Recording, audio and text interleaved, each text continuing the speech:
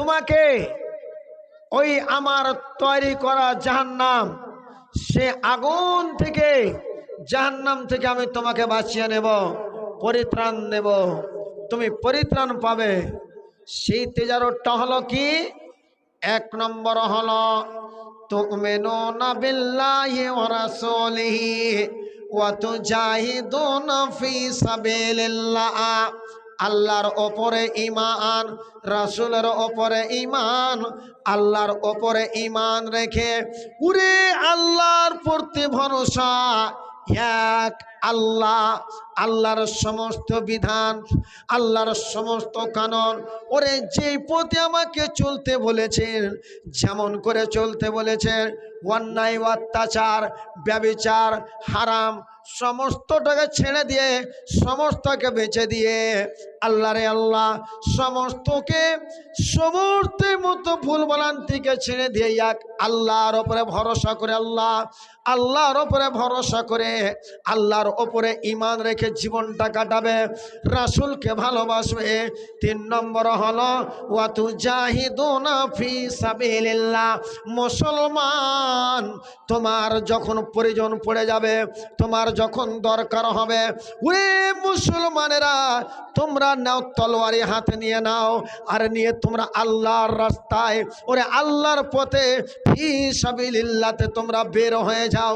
যেই জায়গাটাতে তোমার কোরআনের অপমান হচ্ছে, যেই জায়গাতে তোমার দিন ইসলামের সাথে বেয়াদবি হচ্ছে, ওরে ইসলামকে যারা ইসলামের অপমান করছে, এই মতন অবস্থাতে যখন দেখবে তোমরা আল্লাহর রাস্তাতে বের হয়ে যাবে জিহাদ করার জন্য, আল্লাহ রাব্বুল আমিন বলছেন এই মতন ঈমানটা রাখতে হলে, এই মতন আল্লাহর উপরে ভরসা করতে হলে রে বান্দা, আমি আল্লাহ তোদেরকে আমি কিয়ামতের মাঠে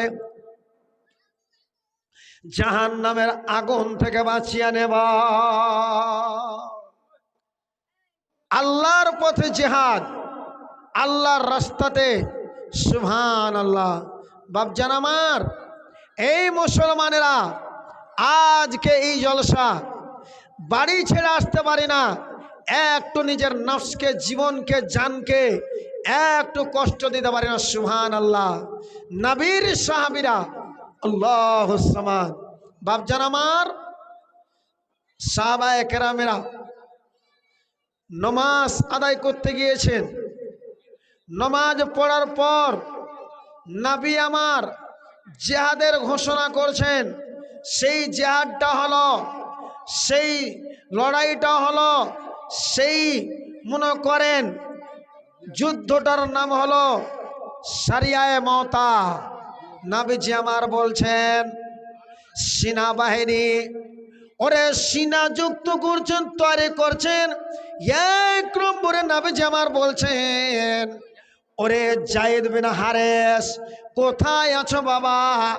যায়েদ বিন হারেস তুমি দাঁড়িয়ে যাও। যায়েদ বিন হারেস দাঁড়িয়ে গেলেন। ওরে এক নম্বরে আমি সেনাবাহিনী, এক নম্বরে আমি একে দায়িত্ব দিলাম, যায়েদ বিন হারেস যখন শহীদ হয়ে যাবে, দুই নম্বরে সেনাবাহিনী, ওরে দুই নম্বরে কমান্ডার লিডার জাফর বিন আবু তালেব হবে। ও জাফর বিন আবু তালেব, তুমি কোথায় আছো বাবা? তুমি দাঁড়িয়ে যাও। সুবহানাল্লাহ। এবার জাফর বিন আবু তালেব দাঁড়িয়ে গেলেন। আল্লাহ রে আল্লাহ, জাফর বিন আবু তালেবকে বললেন, ও জাফর বিন আবু তালেব, দুই নম্বরে আমি তোমাকে এই যুদ্ধর কমান্ডার করলাম, তোমাকে দুই নম্বরে আমি কমান্ডার তৈরি করলাম। তিন নম্বরে সুবহানাল্লাহ হযরতে আপনার আব্দুল্লাহ বিন রওহা, ও আব্দুল্লাহ বিন রওহা কোন জায়গাতে আছো? তুমিও দাঁড়িয়ে যাও। আব্দুল্লাহ বিন রওহা দাঁড়িয়ে গেলেন। তিন নম্বরে কমান্ডার ফিট করে দিলেন। এক নম্বরে যায়েদ বিন হারেস, ওরে যায়েদ বিন হারেস তোমাকে এক নম্বরে সেনাবাহিনী, এক নম্বর আমি কমান্ডার তৈরি করলাম।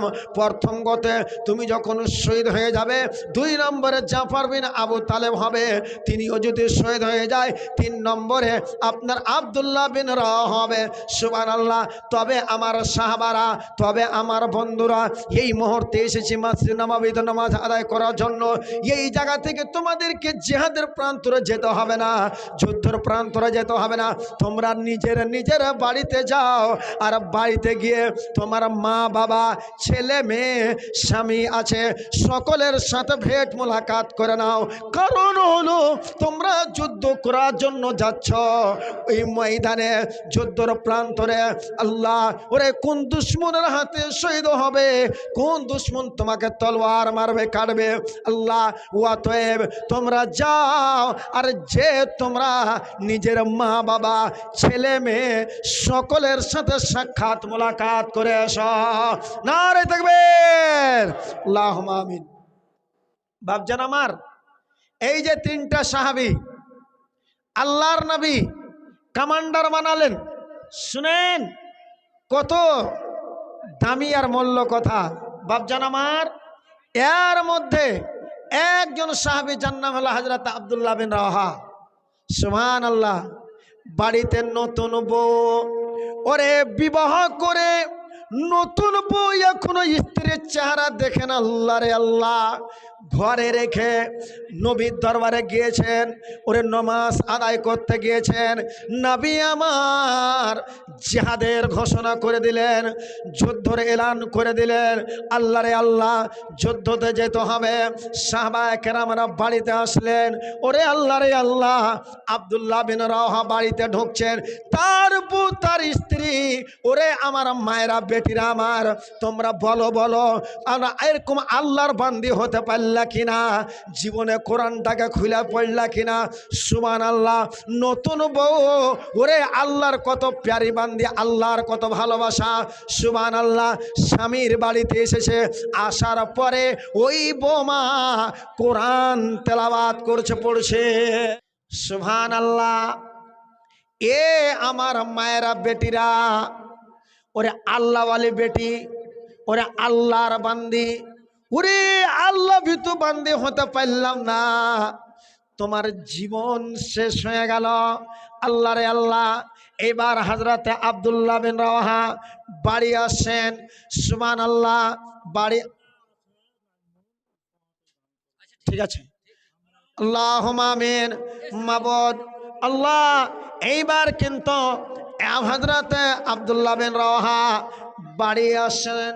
বাড়ি আসার পর ওই নতুন স্ত্রী, ওরে এখনো পরিচয় হয়নি স্বামীর সাথে, স্বামীর ঘরে আল্লাহ রে আল্লাহ আল্লাহর পবিত্র কোরআন খুলে কোরআন পড়িছে, ওরে কোরআন তেলাওয়াত করছেন। ইতি মুহূর্তে হযরতে আব্দুল্লাহ বিন রাওয়াহা বাড়ি ঢুকছেন। এবার স্ত্রীকে ডাক দিয়ে বলছে, ওরে আমার স্ত্রী, একটা মিনিটের জন্য তুমি কোরআনটা পড়া বন্ধ করো, আমার একটা কথা শুনে নাও। কথাটা হলো এই, ওরে আমার স্ত্রী, নবী আমার ডাক দিয়ে দিয়েছেন, ওরে নবী আমার মতার লড়াইয়ের জন্য, যুদ্ধের জন্য ঘোষণা করে দিয়েছেন, আমাকে সেনাবাহিনী তৈরি করেছেন, ওরে কমান্ডার আমাকে তৈরি করেছে, আমাকে কমান্ডার বানিয়েছে।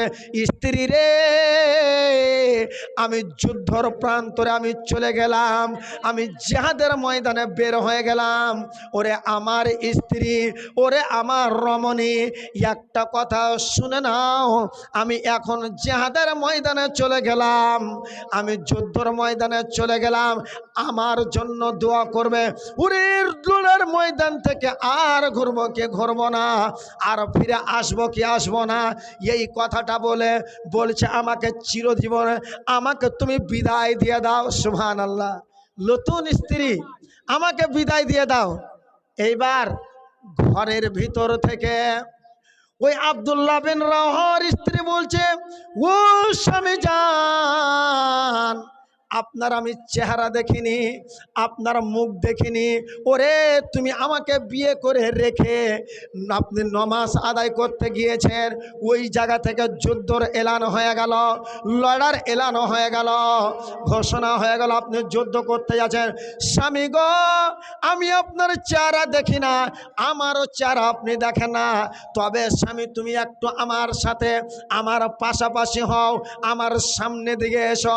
স্বামী যান, জান তোমার চেহারাটা একবার আমি দেখি, তোমার মুখমণ্ডলটা দেখি। আবু হযরত আব্দুল্লাহ বিন রাহা বলছেন, ওরে স্ত্রী, তোমার আমি চেহারাতে মুখ দেখবো না, তোমার আমি চেহারা দেখবো না। কারণ হলো তুমি একজন সুন্দর রমণী, তুমি এখন নতুন বউ, তোমার এরকম মনে করো সৌন্দর্য আছে, তোমার আমি চেহারাটা দেখতে যাইব। ওরে তুমি একটা নতুন দুলহান, এখন তুমি একটা নতুন বউ হয়ে আছো, তোমার মুখটা আমি দেখতে যাব। আর দেখে যে হয়তো তোমার চেহারা দেখে, তোমার মুখ দেখে তোমার আমি প্রেমে পাগল হয়ে যাব। না না না না, আমি যদি তোমার প্রেমে পাগল হয়ে যাই, তোমার মুখমণ্ডলী দেখে যদি আমি যুদ্ধ পর্যন্ত না যেতে পাই, ওরে আল্লাহ আল্লাহ রসুল আমার প্রতি নারাজ হয়ে যাবে। সুবহানাল্লাহ। ওরে স্ত্রী, তোমার সাথে আমি কথা বলবো না, তোমার আমি চেহারাও দেখবো না। বলছে স্বামী গো, তুমি আমাকে আজকে একটু চেহারাটা দেখাও, তাহলে আমি কিয়ামতের মাঠে তোমাকে অহরহ মানুষের মধ্য থেকে যেন চিনতে পারি। আল্লাহ রে আল্লাহ, হযরত আব্দুল্লাহ বিন রাহা স্ত্রী বলতেই থাকলো, স্ত্রীর সাথে চেহারা দেখালো না, মুখে মুখ মিলালো না, বডি চেহারা দেখালো না, যুদ্ধর ময়দানে তালোয়ারে নিয়ে বের হয়ে গেল। নারে তাকবীর। তাহলে তিনজন সাহাবী বাড়িতে গিয়েছেন, তিনটা হলো কমান্ডার। এরা মনে করেন সমস্ত সেনাবাহিনীর লিডার, কমান্ডার। একজন, দুইজন হযরতে জাফর বিন আবু তালিব। ওরে তিনি বাড়িতে গিয়েছেন, তার স্ত্রীকে বলছে, ওরে আমার স্ত্রী রমণী, ওরে আমার আহলিয়া বিবিরে আমার, ওরে নবী আমার, 2 নম্বর কমান্ডার, 2 নম্বর সেনাবাহিনীর দায়িত্ব আমাকে সেনাপতির দায়িত্ব দিয়েছে। ওরে আমার স্ত্রী, তাই আমি এখন যুদ্ধর প্রান্তরে বের হচ্ছি। আমি এখন যুদ্ধর জন্য, লড়াই করার জন্য, ওরে যেই জায়গাটাতে আল্লাহর কোরআন, আল্লাহর দিন ইসলাম, ওরে দিন ইসলামকে রক্ষা করার জন্য আমি বের হচ্ছে। তবে আমার স্ত্রী, ওরে আমার বিবি, জীবনে চলাফেরার মাধ্যমে যদি তোমার আমার দ্বারাতে যদি কোনো তুমি আঘাত পেয়ে থাকো, দুঃখ কষ্ট, স্ত্রী রে, বিবি রে আমার, তুমি আল্লাহর ওয়াস্তে তুমি আমাকে ক্ষমা মাফ করে দিও। আল্লাহ রে আল্লাহ। নবীজির আমার সহি পদ্ধতি, মায়েরা বেটির আমার শুনেন, রাত্রের বেলাতে যদি ঘুমাইতেন স্ত্রীদের কাছে, এই দিনের বেলাতে যদি কোনো কথা ভুল ভ্রান্তি করে থাকি মাফ করে দাও, কারণ এই যে ঘুমাইলাম হয়তো পারে চোখ যে ডাইরেক্ট কবরে খুলবে, যদি কোনো ভুল ভ্রান্তি হতে মাফ করো। আর বাড়ি থেকে যদি বের হও, স্ত্রীকে ওনার কাছে ক্ষমা, আপনি নিজে ক্ষমা দিয়ে দাও। নবীর সাহাবী, সুবহানাল্লাহ। এবার জাফর বিন আবু তালিব বলছেন, ওরে স্ত্রীরে আমার, চলাফেরার মাধ্যমে যদি কোনো এই মতন ভুল ত্রুটি হয়ে থাকে, আল্লাহর ওয়াস্তে ক্ষমা করো, ক্ষমা করে দিও, আমিও তোমাকে ক্ষমা করলাম। তাই বলে আল্লাহ রে আল্লাহ তলোয়ার নিয়ে বাড়ি থেকে বের হয়ে যাচ্ছে। ওরে জাফারের ছোট্ট ছোট্ট কচি কচি ছেলে আব্বা আব্বা বলে ডাক দিচ্ছে, আব্বা, আব্বা যান, তুমি যুদ্ধর প্রান্তরে যাচ্ছ আব্বা, আল্লাহ আপনাকে আর ফিরিয়ে নিয়ে আসবে না, আপনি আর আসবে কিনা, কি আপনি শহীদের দরজা পাবেন? আল্লাহ রে আল্লাহ। আব্বা যান, একবার আমার চেহারার দিকে ফিরিয়ে দেখো আব্বা, আব্বা যান, আমি তোমার পুত্র সন্তান ছেলে, আব্বা একটু আমার চেহারার দিকে ফিরিয়ে দেখো। স্ত্রী বলছে, স্বামী আমার কথাটা শোনো। স্ত্রীকে একটাই কথা বলছে, ওরে আমার স্ত্রী, আমি তোমার কোনো এই মতন কথা শুনবো না। তবে বলে হ্যাঁ, আমি যেই পথে যাচ্ছি, যেই পথে বের হচ্ছি, এটা হলো ফি সাবিলিল্লাহ, এটা হলো মুজাহিদ, এটা হলো দ্বীনের রাস্তা, এটা হলো ফি সাবিলিল্লাহ। তবে একটা কথা আমারও শোনো, এই যে আমার ছেলেগুলো আছে, যদি পারো এই মতন দিনের আমার এরকম সৈনিক তৈরি করিও, ওরে এরাকে ফি সাবিলিল্লাহতে এরাকে দান করে দিও, ওরে এরাকে দিনের মুজাহিদ তৈরি করিও। ছেলেগুলো ডাকছে আব্বাজান, একবার আমার দিকে দেখো। আব্বাজান দেখো, ওই ছেলের দিকে নজর তুলে দেখে না। সুবহানাল্লাহ, তলোয়ার নিয়ে মাতা পিতার কাছ থেকে, স্বামী স্ত্রীর কাছ থেকে ক্ষমা প্রাপ্তি নিয়ে, ক্ষমা নিয়ে এবার যুদ্ধের প্রান্তরে চলে গেলে। বাপজি আমার লড়াইয়ের ময়দানে যাচ্ছে, বাড়ি থেকে একটু বাহির হতে পারো না? আমরা মুমিন, আমরা মুমিন, আমরা হলাম মুসলমান। ওদের ইমানটা কেমন ছিল, ওরা কেমন মুমিন ছিল, ওরা কেমন মুসলমান ছিল। সুবহানাল্লাহ, যে নবীর ভালোবাসায়, আল্লাহর ভালোবাসায় নিজের স্ত্রীকে, নিজের ছেলে মেয়েকে সমস্তকে ছেড়ে দিয়ে একমাত্র আল্লাহর ভালোবাসা বের হয়ে গেল। আমরা কেমন প্রেমিক গো, আমরা কেমন মুসলমান যে একটু হেঁটে এই জায়গাটাতে আসতে পারি না। আজকে আমার কোরআন, আজকে আল্লাহর ঘর, মসজিদকে ছেড়ে আমরা জীবন কাটাই। জি ভাই, আমরা কেমন মুসলমান, মোদের নাইখো খণ্ড গান। ওরে মুসলমান তোরা হারেস না ঈমান, ওরে মুসলমান তোরা হারেস না ঈমান। যদি করিস নমাজ রোজা, মাফ করবে তোর গুনার বোঝা। যদি করিস নমাজ রোজা, মাফ হবে তোর গুনার বোঝা। ফুলসিরাতে পার হইবি নবী দু জাহান। ওরে মুসলমান তোরা হারাইস না ঈমান, ওরে মুসলমান তোরা হারাইস না ঈমান। এবার দুই নম্বর সৈনিকের মাপ সাপ বিদায় অনুমতি হয়ে গেল। 3 নম্বর যেটা ছিল, এটা হলো জায়েদ বিন হারিস। হারিসের বেটা নামটা হলো জায়েদ। আর মক্কার লোকেরা এই জায়েদকে বলতো এটা নবীর বেটা। কিন্তু নবীর বেটা, আল্লাহর নবীর বেটাগুলো ছিলেন কে 1 বছর, কে 1.5 বছর, 2 বছর হয়ে মারা গিয়েছিলেন। একটাও বেটা জীবিত ছিলেন না, মারা গিয়েছিলেন। বেটিগালাকে আল্লাহ জীবিত রেখেছিলেন। কিন্তু জায়েদকে আল্লাহর নবীর বেটা বলতো, যেটা নবীর বেটা। এই জায়েদ এবার কি বলছে, নবী গো আমি কোন জায়গাতে যাব, ওরে আমি কোথায়, আমার মা বাবা আছে, আপনি আমার মা, আপনি আমার আব্বা। ওরে আয়েশা হলো আমার মা, হাফসা হলো আমার মা। কারণ নবী গো আপনি আমার মা এবং বাবার জায়গাটাকে আপনি দখল করে নিয়ে আছেন। সুবহানাল্লাহ, কেমন বেটা, কেমন বেটা। তবে একটু ঘটনা আছে ভাই, হাদিস কোরআন শুনতে হয়, হয় না? আপনার জন্য লাভ হবে।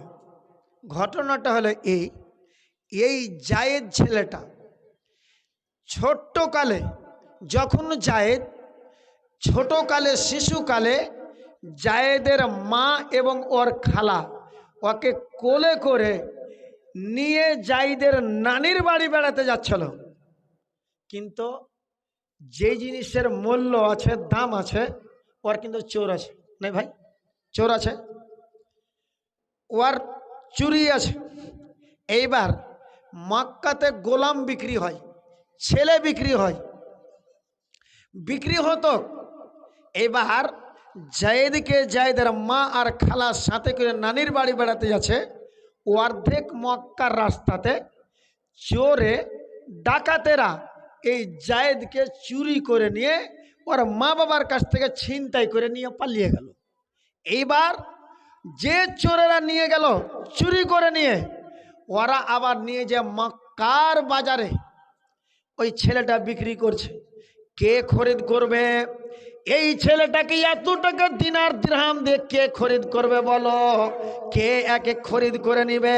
কে একে কিনে নিবে? আল্লাহরে আল্লাহ, ওই জায়েদের বিক্রি চলছে, খরিদ বিক্রি, ইয়ার মূল্য উঠছে আল্লাহরে আল্লাহ। এইবার কিন্তু আম্মা জান খাদিজা রাদিয়াল্লাহু তাআলা আনহা, এখনো নবীর সাথে বিবাহ হয়নি। এই খাদিজার একটা ভাতিজা মক্কার বাজারে এসেছে। এবার বাজারে এসে দেখছি যে একটা ছেলে যেন বিক্রি হচ্ছে। চিন্তা করছে, আমার ফুফুর স্বামী তো নাই, কোনো ছেলে পিলাও নাই, তো এই ছেলেটাকে যদি খরিদ করে নিয়ে যে আমার ফুফুকে দিয়ে দিই, তো একটা ছেলে হিসাবে আমার ফুফুর অনেক সাহারা হবে। এইবার কি করলো, জায়েদের মূল্য পুজ করছে, কত টাকা লাগবে বলে এত টাকা। ওই টাকাটা দিয়ে ওই হযরত খাদিজা রাদিয়াল্লাহু তাআলা আনহার ভাতিজা ওই জায়েদকে খরিদ করে নিল। আর খরিদ করে নিয়ে তাকে কিন্তু বাড়ি চলে গেল। নিয়ে যাওয়ার পর তার ফুফুকে বলছেন, ও ফুফু আমার, শোনো, আমি তোমার জন্য একটা ছেলে আমি খরিদ করে নিয়ে এসেছি, একটা গোলাম নিয়ে এসেছি। ফুফু, এই ছেলেটাকে, এই গোলামটাকে তোমার পার্শ্বে রাখবে, ওরে তোমার কাজে কামের সহযোগিতা সহযোগ করবে, একে বাড়িতে রাখবে। আল্লাহরে আল্লাহ। এইবার কিন্তু ওই জায়েদকে হযরত খাদিজা, আম্মা জান খাদিজা, ওই জায়েদকে গোলাম রূপে বাড়তে রাখতে লাগলেন। সুবহানাল্লাহ।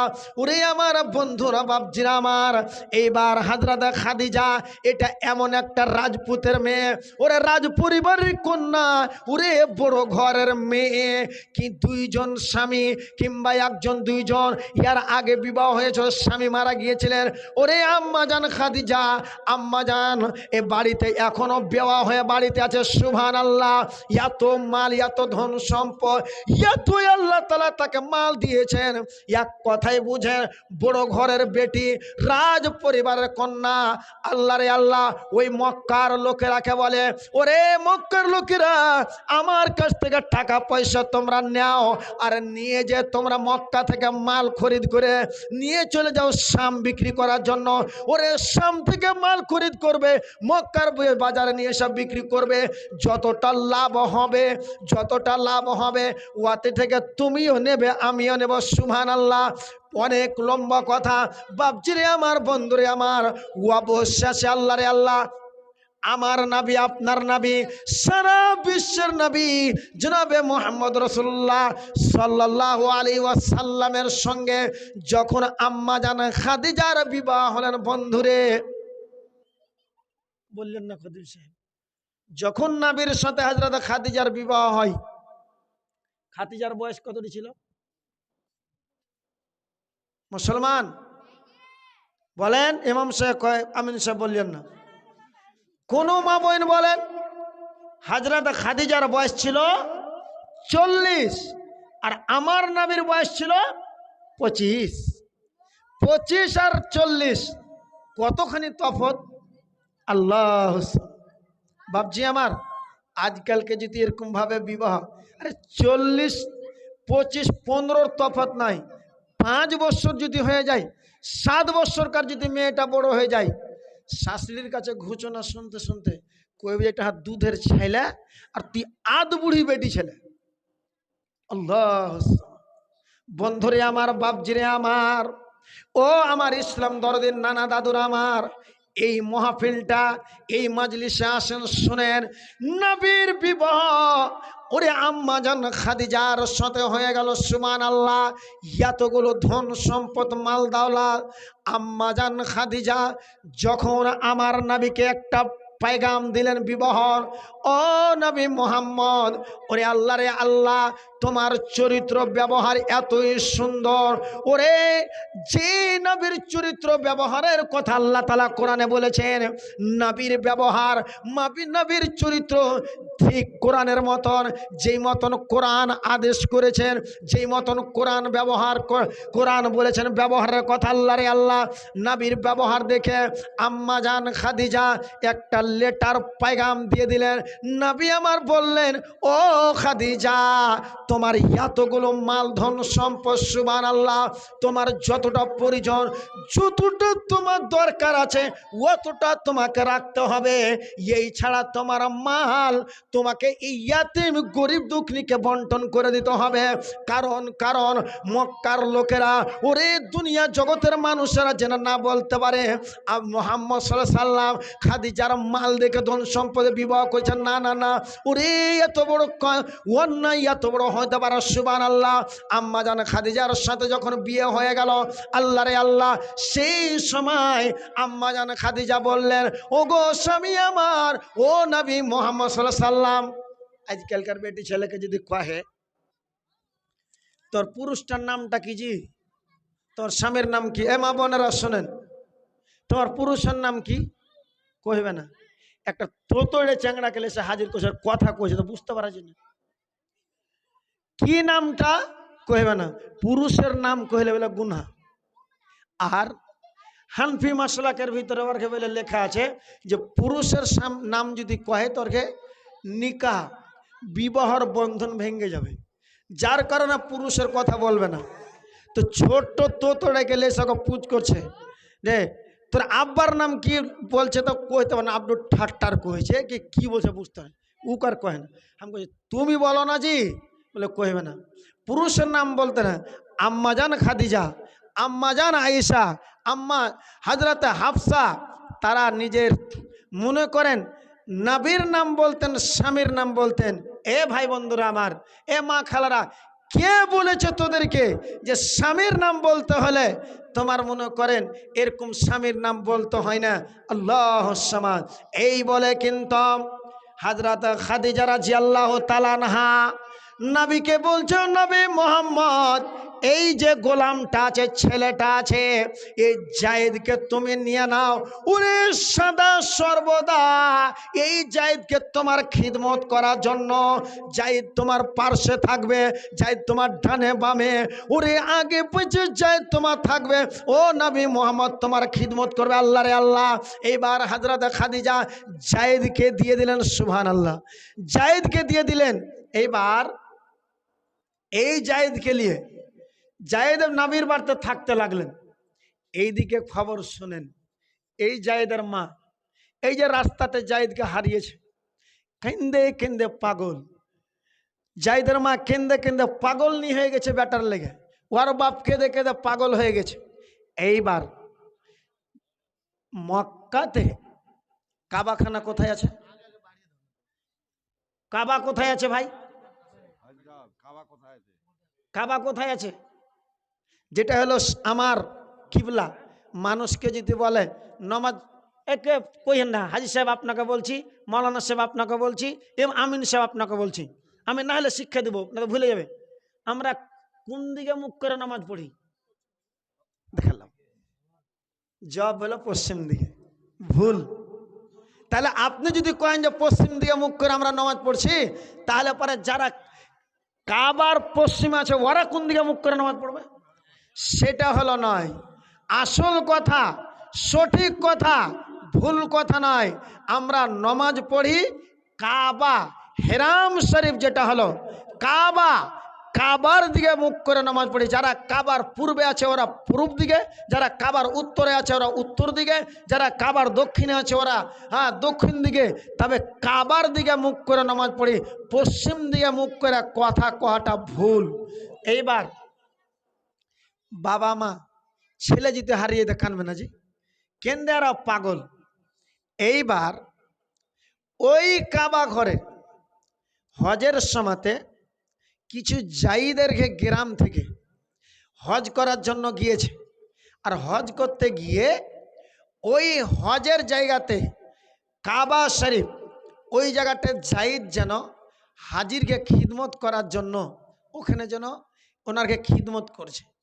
তো এই জায়ীদেরকে গ্রাম থেকে যে লোকগুলো গিয়েছে, এরা তখন দেখে তখন কইছে, হ্যাঁ এটা উমুকের বেটা লাই, এটা হারেসের বেটা লয়। এরা দেখে তখন ছেলেটাকে দেখে কাকু অনুভব লাগলো যে এটা হারেসেরই বেটা, আমার গ্রামে, এটা আমার গ্রামের ছেলে। এবার ওরা হজ করে এসে কিনে যান নিজের গ্রামে এসেছে। জায়েদের বাবা মা পাগল, ওরে মা পাগল রে বাবা পাগল, হারেস পাগল হয়ে আছে।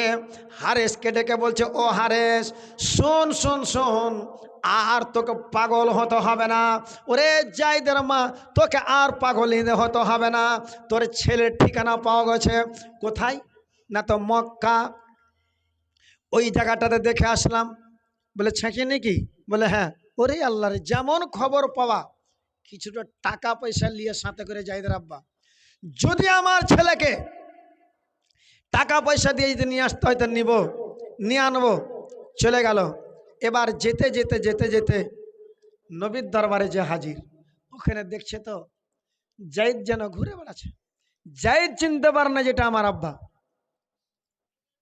এইবার ডাইরেক্ট যায় যদি বলে যে হাজি আল্লাহর নবীকে বলছে ডাইরেক্ট যে এই ছেলেটা আমার ইহাকে দিয়ে দাও, তা না বলে বলছেন নবীকে, আপনি খুব ভালো মানুষ, আপনি আল্লাহর নবী, আপনি দয়ার নবী, আল্লাহ আপনাকে এমন একটি নবী করে পড়ে সারা জাহানের নবী, আপনার কাছে যে মানুষ যে কিছু চেলে আপনি দিয়ে দেন নাকি?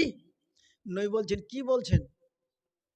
বলছেন, ইয়া নবী আল্লাহ, ইয়া হাবিব আল্লাহ, ও গো দয়ার নবী, এই যে ছেলেটা আছে এর নামটা হলো জায়েদ। বলে ঠিক।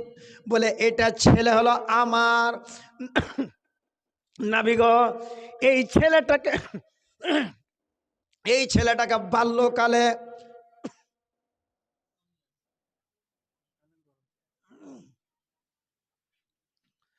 বাল্যকালে এই ছেলের মা আর খালার সঙ্গে করে নানির বাড়ি বেড়াতে যাচ্ছিল।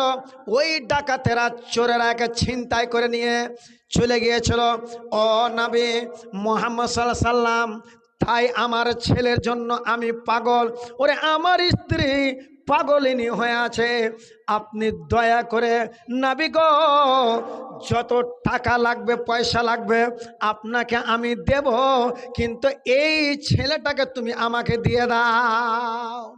আল্লাহর নবী ওই জায়েদকে সামনে দিকে দাঁড় করলেন, আর দাঁড় করার পরে বলছেন, ও বাবা জায়েদ, এটা হলো তোমার আব্বা, এর বাড়ি হলো অমুক জায়গা, তোমাকে নিয়ে আসার জন্য এসেছে।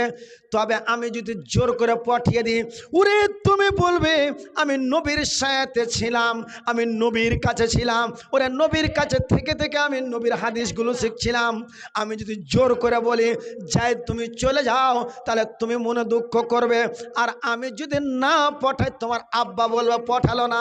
তবে জায়েদ, আজকের ফয়সালা, ও জায়েদ বিন হারিস, আজকের ফয়সালা তোমার হাতে বাবা।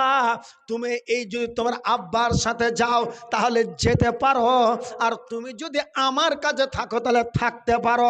আমি তোমার কাছে কোনো প্রকারের দাবাও সৃষ্টি দেব না। এইবার জায়েদ ছেলেটা একবার আব্বার দিকে তাকাচ্ছে, একবার নবীর দিকে তাকাচ্ছে, একবার নবীর দিকে দেখছে, একবার আব্বার দিকে দেখছে। আব্বার পা থেকে নিয়ে মাথা পর্যন্ত দেখলো। ওরে নবীর দিকে তাকে বলছে, ইয়া নবী আল্লাহ, ইয়া হাবিব আল্লাহ, ওগো দয়ার নবী, আমি বাবাকে ছাড়তে পারবো, মাকে ছাড়তে পারবো, আমি গ্রামবাসীকে ছাড়তে পারবো, কিন্তু নবী গো, আমি রসুলকে কখনো নবীকে ছাড়তে পারবো না। অতএব নবী, আমি আপনার কাছে থাকবো, আমি আপনার সাথে থাকবো, আমার বাবার সঙ্গে আমি যাব না। বাপজান আমার, আয়াত পড়েছিলাম, তুমিনুনা বিল্লাহি ওয়া রাসূলিহি, আল্লাহর উপরে ঈমান, আল্লাহর রসুলকে বিশ্বাস করে, আল্লাহর প্রতি রসুলের প্রতি ঈমান, রসুলের ভালোবাসা দেখেন কতখানি। এই জায়েদ বলছে, নবী এখন আজকে এখানে যুদ্ধের ঘোষণা, আপনি হলেন আমার মা বাপ, আপনি আমাকে ইজাজত দেন, চলে যাই আমি যুদ্ধের প্রান্তরে। সুবহানাল্লাহ। তিনজন লিডার সাহাবী যুদ্ধের প্রান্তরে চলে গেলেন।